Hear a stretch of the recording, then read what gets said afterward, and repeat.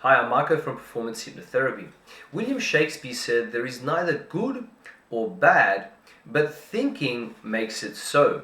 So why would it be important to change our perception or interpretation or thinking, as William Shakespeare says, regarding an event or an experience? Well, have you ever wondered how it's possible that two people can come away from the exact same event or experience yet have vastly differing interpretations or perceptions of that event? I read a story the other day which illustrates this point really nicely. There was an explorer and a native guide who were trekking through the Amazonian jungle. The explorer began to complain because he was getting stuck in the mud clay, he was tripping over the sticks on the ground, and he feared for his safety as he heard animal noises in the jungle. The guide calmly said to the explorer, "That clay that you're getting stuck in, we perceive this as a potential bowl or plate that we can have a fresh meal on.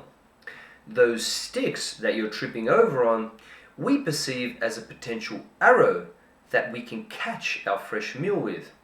And those animal noises that you can hear, we perceive as a fresh meal which we can catch with our arrow and which we can serve on our plate or bowl."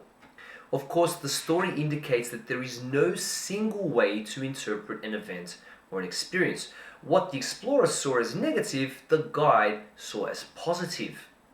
Perhaps even more importantly, the story illustrates that we have choice when it comes to how we will interpret or perceive an event. In psychotherapy, we call this reframing, and all reframing means is simply changing your perception of an event. That could be from positive to negative or negative to positive. An example of that could be having an argument with a colleague or a boss at work. If it's a heated argument, you could see it as a disaster, as one of the worst days in your professional life and something you want to forget. Or you could perceive it as an opportunity to communicate, to re-establish the expectations you have of each other, re-establish the boundaries, and create a project which is more integrated, harmonized, and congruent so that you can all move forward in a more positive way. Of course, a good byproduct of that is that you will all improve your communication skills even more, and that will serve you both on a personal and a professional level. Another example could be having an argument with a spouse or a partner. You could perceive it as a source of great frustration, anger, and even a reason to break off that relationship right there and then. Or you could perceive it as an opportunity to increase your frustration tolerance. And coincidentally, a high frustration tolerance is one of the most sought after qualities in today's fast-paced world, both on a professional and a personal level.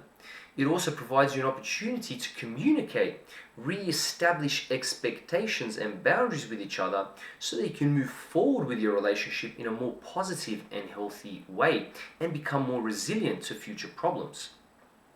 So why is all this important? Well, what we do know is that reframing an event from negative to positive has really positive effects on our mental health and well-being. It facilitates the reduction of unnecessary stress, anxiety, frustration, anger, and other negative emotions.